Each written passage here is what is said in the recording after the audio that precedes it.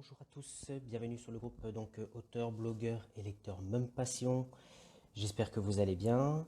Merci à vous en tout cas d'être là. C'est un plaisir pour moi de vous retrouver suite à cette semaine un petit peu compliquée. Mais en tout cas, merci à vous pour tous vos messages de soutien. Merci également à l'équipe d'avoir été présente de façon à pouvoir continuer à faire vivre le groupe et notamment à David Love qui a pu assurer à ma place le live de la semaine dernière. Euh, je reçois donc ce soir l'auteur Mona Azam que je vais pas tarder à recevoir. Mona, si tu me vois, n'hésite pas à cliquer sur le petit bonhomme vert en bas de façon à me rejoindre. Elle viendra donc nous présenter son roman aux éditions La Trace, Ulysse a dit.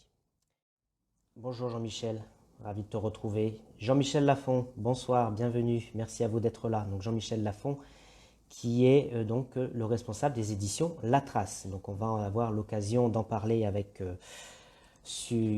Mona. C'est vrai que sur ce groupe, on a eu l'occasion d'avoir plusieurs auteurs des éditions La Trace, dont Tom Naughty, qui était venu nous présenter son roman Elle m'attendait, voilà, qui avait été pas mal apprécié aussi par l'ensemble des membres. C'est parfait.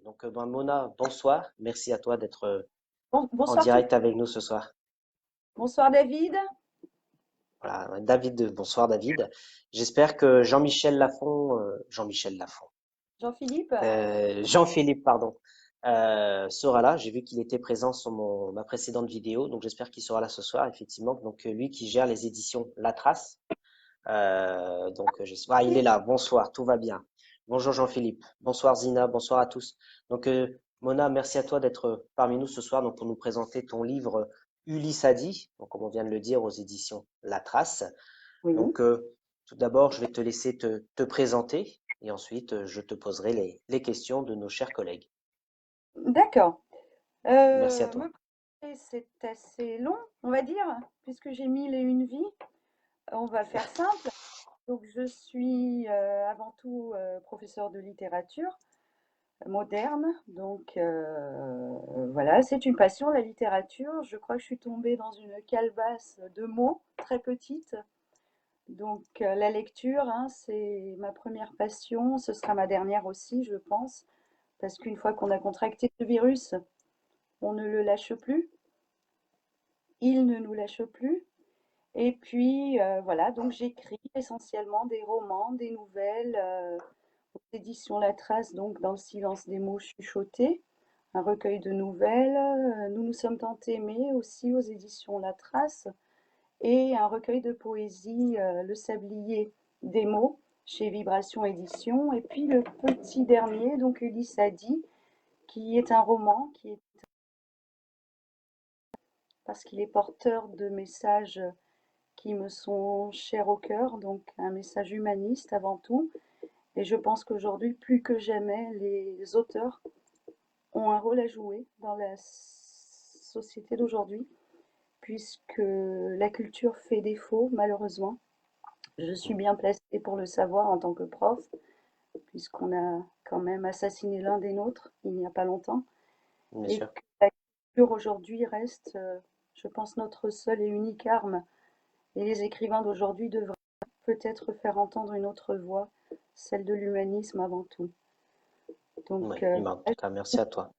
donc que je remercie, qui est présent ce soir et qui me permet aussi de faire entendre ma voix, puisqu'un roman, c'est aussi le fruit d'un travail d'auteur, d'éditeur, euh, de toute une équipe. De... Je pense que c'est un chemin qu'on suit tous ensemble, hein, et les lecteurs sont là, puisque nous autres, nous dressons un pont entre notre voix et tant d'autres voix qu'on espère qu'elles seront toujours au rendez-vous. Bon, on Voilà. l'espère aussi. Mais en tout cas, merci pour ce message. Je C'est t'en un bel hommage, comme tu dis, aux auteurs et aux enseignants. Euh, Est-ce que tu peux nous dire comment t'es venu justement cette envie d'écrire? Donc tu dis que c'est une passion, mais comment cette passion t'est venue? Je suis quelqu'un de très solitaire, donc très petite, je mise et les mots, hein, le pluriel de mal, M-A-U-X, très tôt, c'était à travers les mots que je m'en débarrassais. J'ai toujours écrit essentiellement des poèmes. Je suis venue à l'écriture par la poésie d'abord. Et c'est un besoin, comme manger, comme boire. D'ailleurs, j'écris tout le temps, hein. Il n'y a pas une minute où je n'écris pas. J'ai une relation charnelle, voilà, au stylo et à la feuille. Oui, c'est ce que tu disais dans ta présentation. Tu disais que même dans ton dernier roman, les mots sont pour toi une partie autre, en perpétuelle recréation. Oui, c'est ma véritable patrie parce que moi je suis née en Afrique, j'ai grandi en Côte d'Ivoire, entre la Côte d'Ivoire et le Sénégal. J'ai travaillé à Beyrouth en lycée français pendant 10 ans, donc Beyrouth, pays en guerre. Je connais la vraie guerre, les vrais couvre-feux, je découvre d'autres guerres et d'autres couvre-feux, mais Mhm. la langue, les mots, ça reste ma première patrie et c'est celle que je respecte le plus. Ouais, c'est vrai, c'est plus important. Justement, est-ce que tu peux nous présenter donc ton roman? Alors Ulysse a dit, hein, c'est un clin d'œil bien sûr à Ulysse, hein, qu'on a tous connu, les chants d'Ulysse, Homère. Je pense qu'on a tous été un jour ou l'autre en contact avec Ulysse. Et puis il y avait cette poésie, chanson qu'on récitait petit, heureux qui comme Ulysse a fait un beau voyage. Et j'ai voulu donc de par ma passion pour Ulysse, qui est un paysage, lui rendre un peu un autre visage, lui donner un autre visage, celui de l'humain, celui de l'humaniste, puisque Ulysse vient du monde de la finance. Et donc, c'est le monde où règne l'argent, hein, et le profit et la productivité, et qu'il va délaisser pour aller s'enfermer dans un phare, quelque part du côté de Gibraltar, pour être seul et pour écrire son premier roman. Et au lieu d'écrire le roman qu'il voulait écrire, puisque son roman va finir noyé par une tasse de thé renversée, c'est le roman d'une petite Maïmouna qu'il va écrire, le roman de la vie, la vraie vie. C'est un chant D'accord. d'humanité, voilà. Un chant de l'humanité. D'accord. Excuse-moi, j'ai eu une petite coupure parce que je crois que j'ai eu un appel en même temps. Je suis désolé. Et justement, alors comment t'es venue l'idée d'écrire ce roman-là, justement? Il y a eu, je pense que cette photo du petit migrant abandonné sur la plage, qui avait fait la une de Mhm. toute la presse, et Oui, on se souvient que de cette photo, effectivement. voilà, et cette tragédie m'avait remuée particulièrement. Et puis j'avais, je sais pas, j'avais quelque part en moi, je portais déjà en moi Maïmouna, hein, l'héroïne du roman, puisque le titre c'est Ulysse a dit, mais Ulysse ne dit qu'une chose, il dit Maïmouna, hein, il est le porte-parole de son histoire, et c'est à partir d'un fait divers, tu vois, une image qui remue, qui bouscule, qu'est né Ulysse a dit. D'accord, ok. Et donc, concernant les éditions La Trace, c'est toi qui les as sollicités ou c'est eux qui t'ont contacté? Et surtout, est-ce que tu peux nous la présenter, cette maison d'édition? Alors, c'est une jeune maison d'édition où règne l'esprit de famille, l'esprit collectif. Il y a une confiance, ce qui est très important entre les auteurs et l'éditeur, euh, de la communication, beaucoup de communication entre nous. Et j'ai été présentée aux éditions La Trace par une tierce personne. Et dès le premier titre, depuis, ils me renouvellent leur confiance et je leur renouvelle ma confiance, puisque je pense que ce soit Jean-Philippe ou encore Florence, son épouse, hein, qui fait un travail fabuleux. Les couvertures, c'est elle qui s'en occupe, et elles rendent bien l'esprit du texte. Et donc entre nous, il y a une relation de dit. Ulysse a dit n'est pas là par hasard, c'est parce que il a dit à Jean-Philippe, il a dit à Florence, il m'a dit à moi. Et c'est une maison d'édition à échelle humaine. Pour moi, c'est très Mhm. important. Ouais, c'est vrai qu'on avait eu l'occasion d'en discuter déjà avec Tom Naughty, qui était venu, si je me souviens bien, au mois de mars, mois de juin, sur le groupe également, nous présenter son roman. Et il avait exactement les mêmes mots que toi, effectivement, que c'était une famille. C'est une aventure humaine. Après, on suit les traces, on ne sait pas trop où elles nous mèneront, Mais c'est ça qui fait la beauté de l'aventure, c'est qu'il y a Oui, toujours un... exactement. Il y a une question très intéressante de Valérie qui nous dit Oui. comment transmettez-vous votre passion de l'écriture à vos élèves? Ah, comment je leur transmets? Alors, mes élèves participent chaque année au concours de la francophonie, 10 mois, 10 mots, où ils doivent créer eux-mêmes des textes poétiques sur un thème donné. Ils savent que je suis auteur. Bon, certains m'ont lu déjà, hein, ça existe, faut pas croire que la jeunesse ne lit pas. Et je pense qu'ils ont ce rapport avec moi qui est assez privilégié parce qu'ils ont à la fois et le professeur de littérature et l'écrivain. Donc, si de futurs auteurs, je ne sais pas si l'aventure se poursuivra. En tout cas, des poètes certainement. Donc, je fais beaucoup d'ateliers d'écriture dans mes classes. Et justement, puisque c'est un sujet d'actualité en ce moment, est-ce que tu parles avec eux justement de savoir l'écriture, la lecture, liberté d'expression, vu que tout ça maintenant est mis dans le même panier? Est-ce que vous en parlez en ce moment?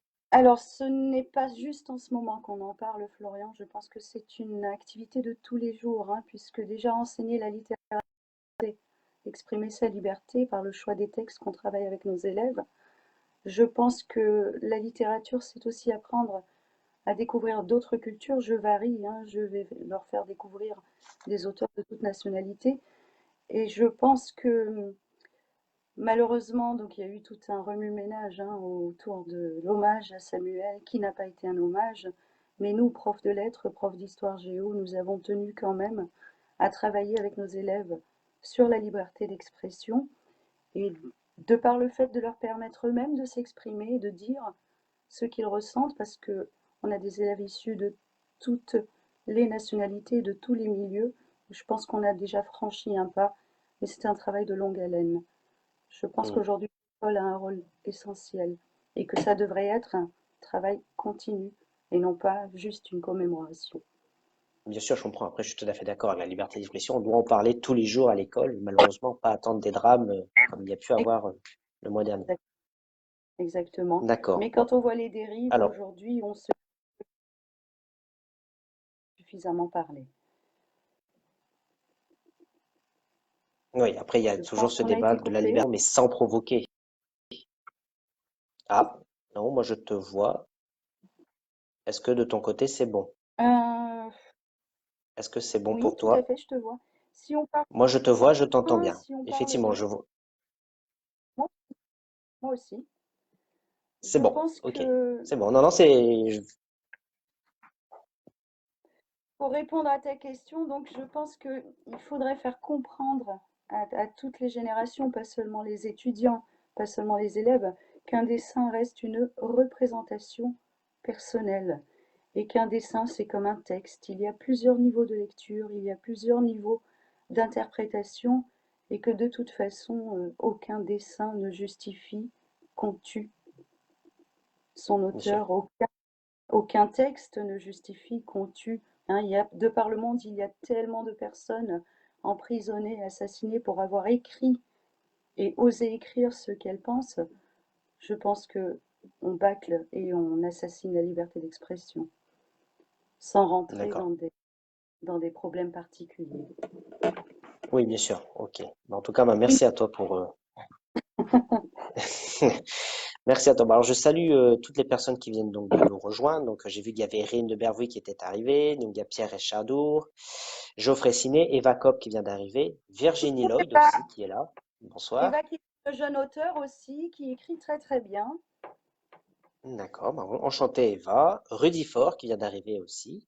Est-ce que tu as des rituels d'écriture, Mona? Oui, comme tout le monde. Comme tout le monde, il me faut ma plage en face. Il me faut une certaine musique, de préférence Mozart. Il me faut aussi beaucoup de café Ah, et beaucoup de cigarettes, malheureusement. Hein, il faut bien avoir un défaut.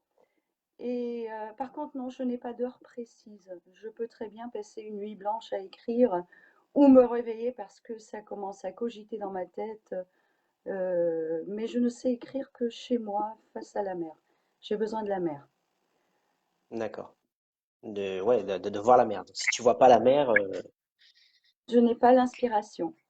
D'accord, ok. Et Bonsoir Philippe. justement, donc bonsoir. Donc effectivement, Philippe vient d'arriver, Philippe Alessandri, Anne-Sophie Nedelec qui est là aussi. Bonsoir Anne-Sophie. Ah, c'est bien, il y a pas mal Monsieur, de monde. Et justement, qu'est-ce qui t'inspire hormis la mer? Est-ce qu'il y a des choses qui peuvent t'inspirer? Faits divers, comme tu disais tout à l'heure pour le il y petit a un migrant livre, sur la plage. tout ce qui a trait avec l'humain. Tout ce qui est D'accord, lié avec l'humain. Je suis très camusienne. Enfin, ceux qui me connaissent le savent. Tous les jours, j'ai une pensée pour Albert Camus. Je suis très, très, très camusienne et profondément camusienne, je dirais. Tout ce qui a trait à l'humain, tu vois, aujourd'hui, je suis quelqu'un en colère. J'ai besoin de dire les choses et c'est par l'écriture que je les dirai. Euh, d'accord.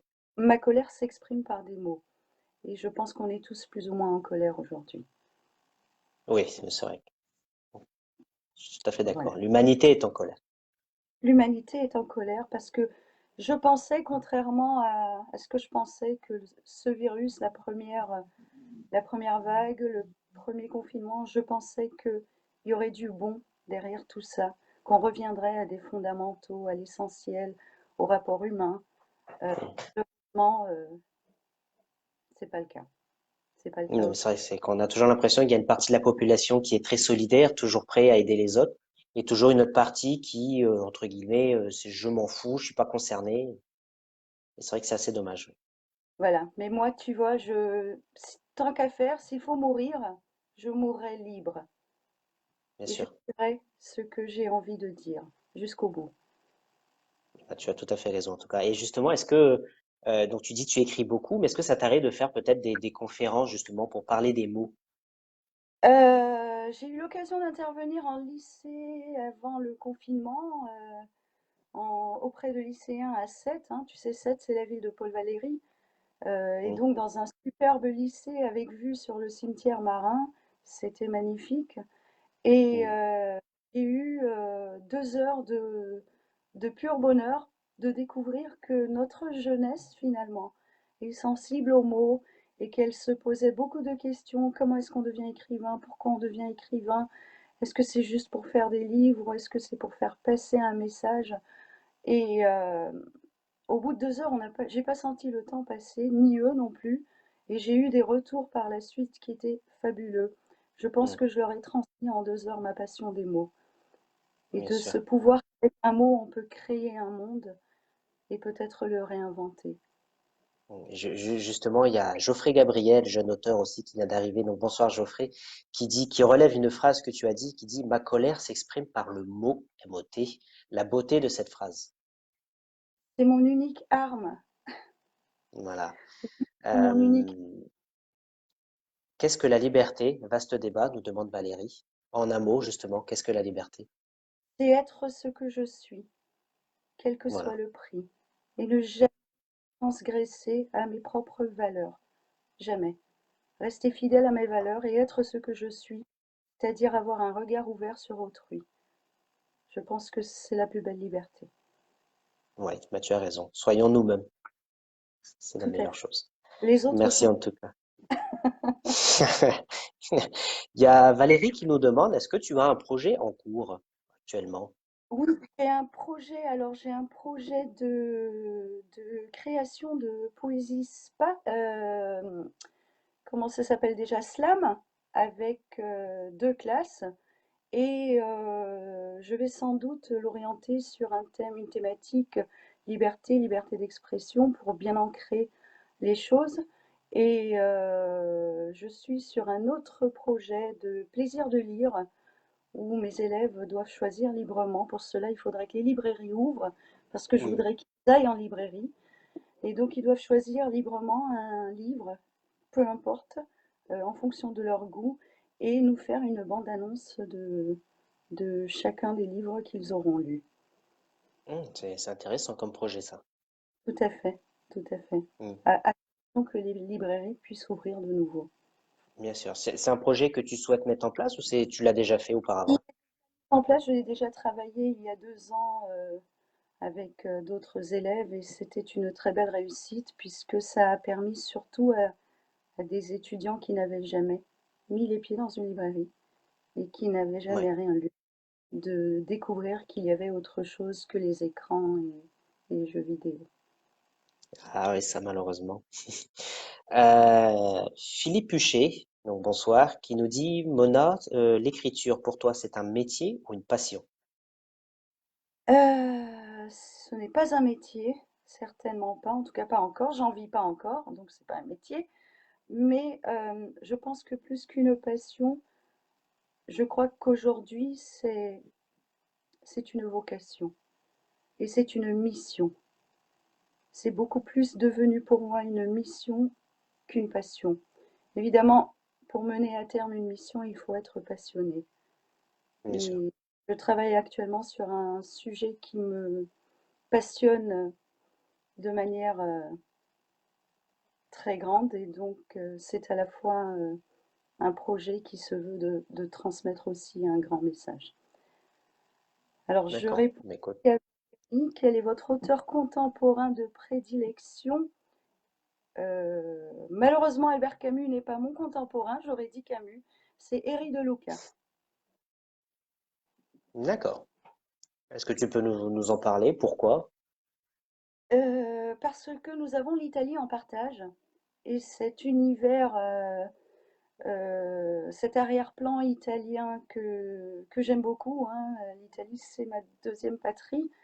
Et puis parce qu'il a une élégance du style et une élégance de la langue, je l'ai lu en italien, hein, et c'est quelqu'un qui écrit avec passion et avec justesse. Hmm, Et d'accord. la mer m'emporte comme les vagues. Voilà, mes écrits, ce sont des vagues en fonction des flux et des reflux des marées. Et Hmm, donc l'influence ouais. de la mer charnelle dans mes écrits, Hervé, si tu Ouais, m'entends. voilà, c'est ce que j'allais dire. Tu voyais que tu réagissais à la remarque de Hervé qui disait effectivement l'influence de tes écrits avec la mer. Superbe auteur que de Lucas, bravo, nous dit Philippe Merci, Huchet. Et qui merci. demande également, es-tu sensible à la critique littéraire et que penses-tu des lecteurs à ton roman? Euh, Qu'est-ce que je pense? Au nom de la liberté d'expression, je pense que les critiques ont tout à fait le droit de dire ce qu'ils ont envie de dire parce que de toute façon, le livre est entre leurs mains, il leur appartient, il n'est plus mien. Et chacun y trouve le message qu'il y trouve et chacun y puise le bonheur qu'il y puise. Et je pense que là-dessus, je ne pourrais pas intervenir. Je lis les critiques qui sont très positives pour Ulysse Sadi jusque-là. J'en suis moi-même émerveillée et parfois très émue. Mais c'est leur liberté d'expression et je la respecte. Ouais, c'est-à-dire que ça soit bon ou mauvais, pour toi, c'est constructif. C'est un point de vue. C'est toujours constructif une critique, toujours. Ça permet Bien sûr, d'avancer. exactement. Euh, tac, tac, tac.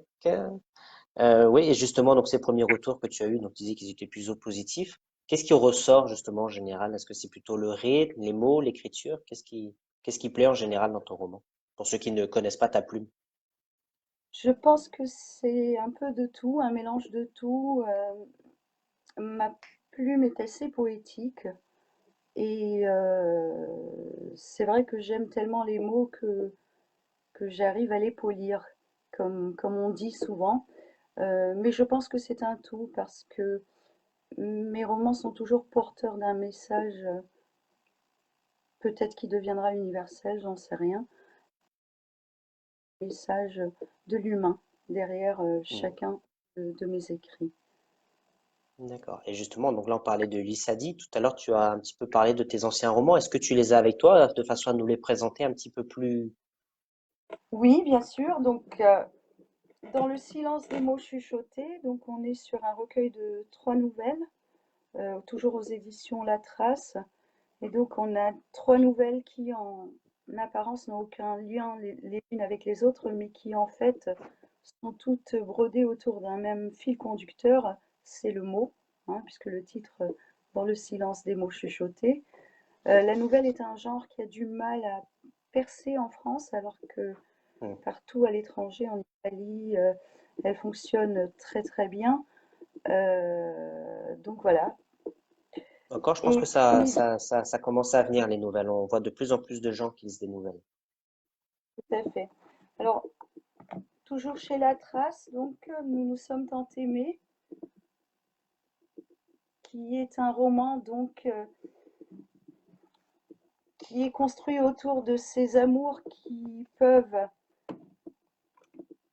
nous marquer tout le long d'une vie, même si on ne les a pas vécus.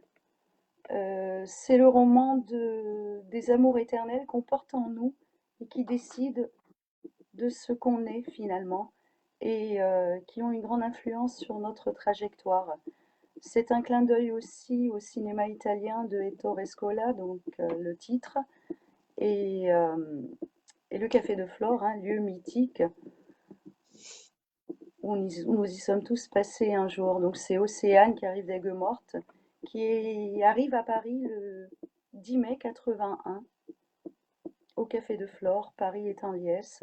C'est un tournant politique et c'est beaucoup d'espoir, de changement. Et donc, son destin va se jouer en ce 10 mai 1981. D'accord, donc ça c'est pour ton roman Nous nous sommes tant aimés, aux éditions La Trace toujours. Voilà, donc Le Sablier des mots pour les amateurs de poésie, donc chez Vibration. Ah, et il y en a. Et il y en a, voilà. Donc Le Sablier des mots, le titre, je pense, est assez expressif. Et donc pour les amateurs de poésie, je les invite donc à découvrir cette poésie. Mm. Alors, il y a Dominique justement qui dit qu'elle rebondit sur les mots chuchotés qu'elle a lus. C'est beaucoup plus qu'un recueil de nouvelles, c'est de la poésie. On Effectivement, est tout à fait Dominique, que tu d'accord. avais rencontré à Marseille. On est tout à fait d'accord puisque le style, mon style dans le silence des mots chuchotés est très poétique et effectivement, ce sont des nouvelles, mais des nouvelles poétiques. Et donc, Mm. un mot sur le Liban, demande Hervé. Le Liban, c'est une bénédiction et une malédiction à la fois. C'est un pays, une fois qu'on l'a visité, où on y a vécu, moi j'y ai vécu longtemps, on le porte en soi, comme un cri de colère qui n'est jamais, jamais, jamais éteint. Et c'est à la fois une bénédiction puisque Beyrouth est un peu, quelque part, à la source de ma plume. Je pense que sans Beyrouth, je n'aurais jamais écrit. Ça a été le révélateur. Mais c'est un D'accord. pays magnifique et qui mérite d'être connu, et le peuple, puisque c'est un peuple résilient. Je passe à mon premier roman, donc Sur l'oreiller du sable, que certains ne connaissent pas, je pense, chez l'Harmattan. Et là, on est dans du roman sur la thématique de la rencontre, toujours, hein, et on est dans le sud-ouest, du côté de Biarritz, plus exactement Bidart. D'accord. Bah, merci à toi. Il y a Eva qui dit que chaque mot y est toujours ciselé comme un bijou et ses textes résonnent en chacun. Son style poétique tutoie l'intimité. Je te C'est beau. remercie, Eva. C'est très beau. Je suis touchée. Alors, j'ai Euh, vu. Donc, quel est mon mot préféré après la liberté? oui, question difficile. Écrire. Écrire. Donc Écrire. ton mot préféré, écrire. Ok. Et celui que tu détestes, nous demande Philippe. Celui que je déteste, c'est la violence. Violence. D'accord. Eh ben, au moins c'est clair. Merci. Je vais Je pas te t'en prie. demander pourquoi. Je pense que ça parle de même. Oui, après la violence sous toutes ses formes, hein, puisqu'il y a la violence verbale, il y a la violence Bien physique, sûr. la violence sous toutes ses formes. Oui, puis je pense que souvent, surtout dans notre monde, la violence verbale, des fois, est plus dure peut-être que la violence Elle physique. est plus insidieuse et elle est plus sournoise. Exactement. Euh, Peux-tu justement nous lire un extrait de ton dernier roman, puisqu'on Je en lis parlait? ça avec plaisir. Allez, comme ça, si vous avez d'autres questions, n'hésitez pas à les poser. Merci à toi en tout cas. Merci Florian.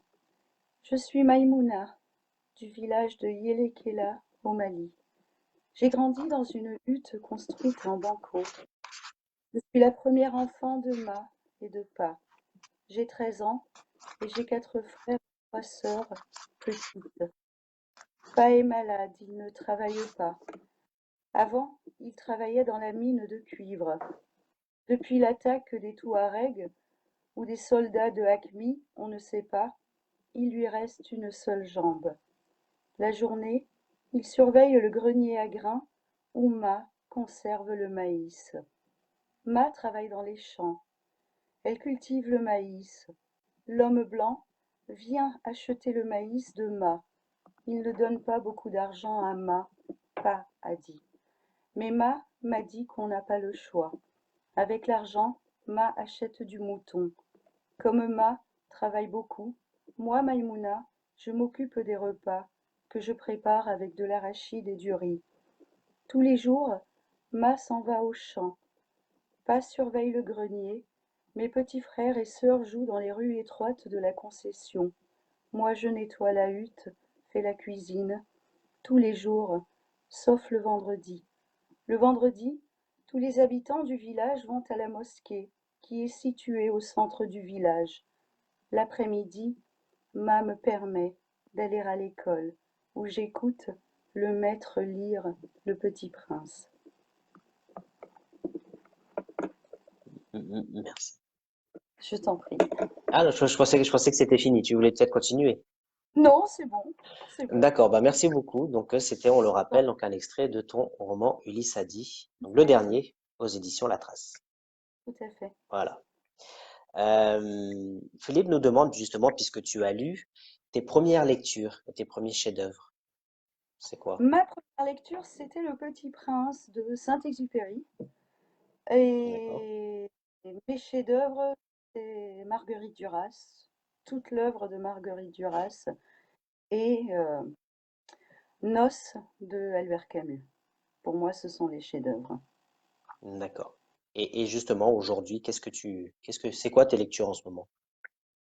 Alors aujourd'hui, je lis beaucoup Eri de Luca, puisque j'aime beaucoup.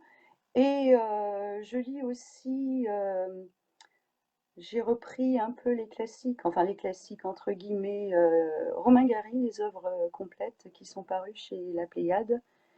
Et je relis encore et encore Duras et Camus parce que je pense que je n'ai pas encore tout lu, essentiellement. Je ne lis pas beaucoup de nouveaux romans. Philippe Alessandri est là encore. C'est un coup de cœur, hein, Monsieur Anatole, aux éditions La Trace. C'est l'un des plus beaux romans que j'ai lus pendant le confinement au mois de mars. Et sinon, Azur Noir de Blottière, c'est un coup de cœur. Hmm. Voilà, mais Et, tellement de choses à lire que j'aurais jamais tout lu. et justement, j'ai vu passer la question tout à l'heure. Pourquoi Albert Camus? Qu'est-ce qui te fascine tant chez cet écrivain? Parce qu'il a mis l'humain au centre de tout. Parce que pour un petit gamin d'Alger qui a grandi dans une famille pauvre, auprès d'une mère quasiment illettrée, faire entendre sa voix qui nous parle encore aujourd'hui plus qu'à son époque, je pense que c'est un prodige. Et je pense que tout le monde devrait lire Albert Camus. Et tout le monde y trouverait quelque chose de très important, et, en ce sens où l'humanité, c'est ce qu'il y a de plus important. Je... Après, pourquoi on préfère tel auteur et pas un autre, c'est une question de goût Bien et de sûr. personne. Mais je me retrouve dans sa démarche et dans sa pensée. D'accord, bah merci à toi. Je t'en Pierre prie. Echadour qui dit des mots libérés en ta bouche s'offre à nous ce souffle porteur de délivrance. Merci Joli. Pierre. Merci, c'est Et, très Val- beau.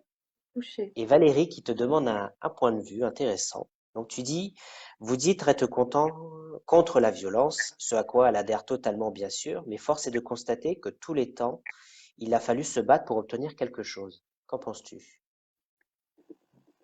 Euh, je ne suis pas utopiste. Je rêve d'un monde sans violence, certes. J'aimerais un monde où il n'y aurait plus de violence. Mais je pense que les grands combats qui ont été menés pour avoir nos droits, pour avoir les droits que nous avons aujourd'hui, c'était des combats nobles, c'était des combats Mm. justes. Je pense aujourd'hui, hein, c'est le cinquantenaire de la mort du général de Gaulle. Sans les combats d'un général de Gaulle, nous ne serions pas aujourd'hui là où nous sommes. Euh, je pense que la violence, c'est nécessaire parfois, mais qu'elle n'est pas justifiée. C'est assez camusien, vous allez me dire, mais Non, non, mais c'est intéressant, c'est intéressant. je pense qu'aujourd'hui, il nous manque ce souffle qui nous pousse tous ensemble à dire non à certaines aberrations. Je me souviens encore de cette superbe belle image de la France unie à l'époque de Charlie, de toute cette France dans la rue, chantant cette Marseillaise et donnant au monde entier cette image d'une France unie. Malheureusement, Samuel Paty a été assassiné. C'était un enseignant, c'était un transmetteur de savoir, c'était un éducateur, et nous n'avons pas retrouvé le même élan.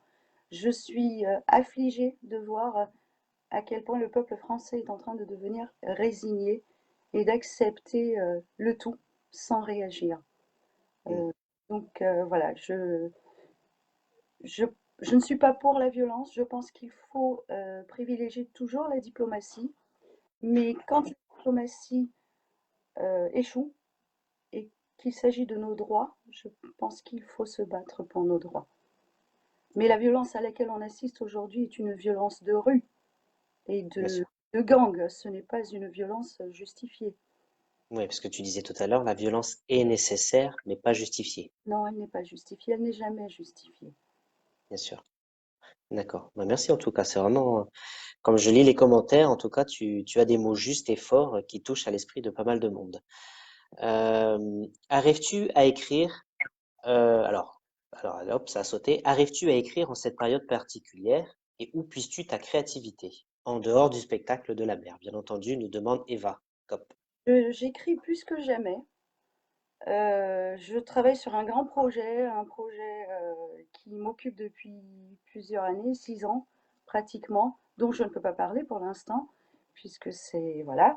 Mais j'écris et je crois que le contexte me permet de mener à bien mon écrit puisque je suis en plein dedans, quelque part. Je suis dans cette révolte qui ne demande qu'à grogner et qu'à s'exprimer à travers des mots. Alors, pour répondre à Valérie, est-il résigné ou a-t-il peur? Je pense que l'un ne va pas sans l'autre. Je pense que le peuple, on lui a tellement injecté la notion de peur qu'il est tétanisé et qu'il ne peut plus que se résigner. Il y aurait beaucoup de littérature à lire à ce sujet, mais on n'a pas le temps, on n'a pas des heures hein, devant nous. Euh, la peur est un moyen, je pense que c'est le moyen le plus sûr pour pousser un peuple à se taire. Et malheureusement, si les Français choisissent de se résigner, je crois que nous avons tout perdu. Ce pourquoi nos parents, nos grands-parents se sont battus. Notre liberté de penser et de jugement. Hmm. Oui, on en revient toujours à ce que tu disais tout à l'heure, à la liberté, quoi. La Tout à, liberté dans tous les sens du terme. tout à fait, tout à fait. D'accord. Qui est un droit. Euh, Donc, ah bah, il fait partie de notre devise, hein, et, liberté. On commence par ça, hein. et qui est non négociable surtout. Ah bah bien sûr, oui, c'est sûr qu'avant de parler d'égalité, liberté, bien D'abord, entendu. on est d'accord. On est d'accord. D'ailleurs, René Char disait Euh, liberté, inégalité, fraternité, ce qui est exactement, exactement. Justement, une nouvelle question qui revient sur Camus, qui occupe une belle place dans ce live ce soir, je trouve. Valérie qui nous dit Camus est à mon sens enseigné un petit peu tôt pour être compris et apprécié. Qu'en penses-tu? Je suis tout à fait d'accord. Je suis tout à fait d'accord.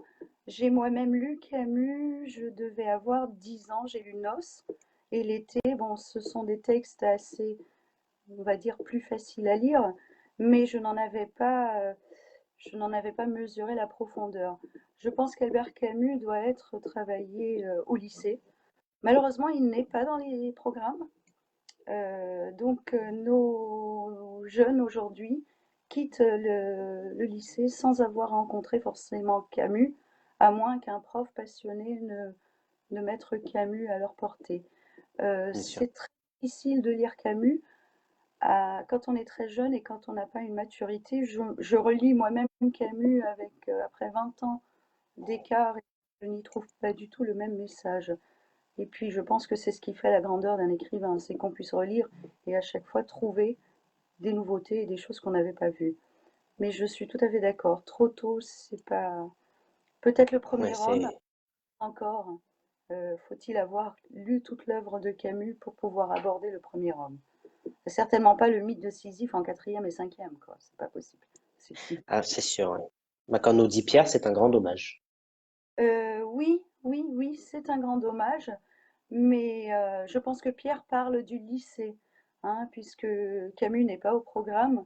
Il y a 3 ans, ils ont choisi un extrait du premier homme, nom de l'été, au brevet de français, et je crois que c'était la première fois que les élèves rencontraient Camus. Enfin, mes élèves Mm. à moi connaissent Camus, hein, parce qu'ils ne peuvent pas l'ignorer. Je fais de la réflexion là-dessus. Ils connaissent Camus, ils connaissent René Char, qu'ils ne rencontrent pas non plus, hein, malheureusement, mais je suis d'accord avec Pierre, quel grand dommage, tout à fait. Mm. On va reparler de ton écriture. Philippe qui nous demande entre ton premier roman, donc si je me souviens, c'est Dans le silence des mots chuchotés et Ulysse a dit, est-ce que tu sens une évolution? Est-ce que tu écris différemment? Je pense que la plume reste la même, mais D'accord. en fonction du sujet, Ulysse a dit, c'est le chant d'un griot finalement. Ulysse devient griot. Il n'est plus Ulysse, il est griot. La poésie est présente parce que c'est un griot, hein, c'est pour l'oralisation de la langue. La plume reste la même. Il est très difficile de maîtriser et d'effacer, on va dire, la poésie quand une plume est poétique à la base. Mais je pense qu'elle devient un peu plus duracienne, mon écriture, elle va à l'essentiel. D'ailleurs, ceux qui m'ont lu savent que mes romans ne sont jamais très longs, hein, c'est toujours 110, 115, 120 pages maximum, mais que justement je choisis chaque mot et c'est voulu en fait. À la base, il y a un Mm. premier écrit qui est plus long et après je reviens et comme disait Eva, je polis, je cisèle pour me dire. Et justement, est-ce que tu te verrais écrire autre chose, justement, que ce que tu écris aujourd'hui? C'est ce que je fais aujourd'hui. Voilà, Secret, c'est ça. Ok. surprise. Bon, bah super. Bon, on adore les surprises hein, sur le groupe ABL. Hein. Donc, on compte sur toi pour venir nous en parler. Jean-Philippe Lafont, s'il nous écoute, il sait, il a dû voir passer autre chose, hein. C'est un petit clin d'œil que je lui fais, mais je pense que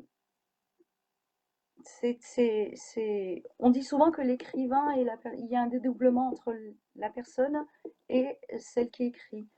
Et moi, je pense que quelque part, je dois être très schizophrénique parce que je suis quatre ou cinq à la fois, quoi. Donc, voilà, donc D'accord. ça pourrait peut-être d'autres écrits très différents, mais en tout cas, le jour où un de mes romans ressemblera au précédent, il ne verra pas le jour. D'accord. Ok. Et justement, est-ce qu'il y a un thème ou plusieurs que tu ne pourrais jamais aborder dans tes romans? Non, parce que dans l'absolu, on ne décide pas, on ne planifie pas d'écrire ou de parler de ce thème. Les thèmes s'imposent toujours. Ils sont là comme une évidence, ils demandent qu'à être évoqués.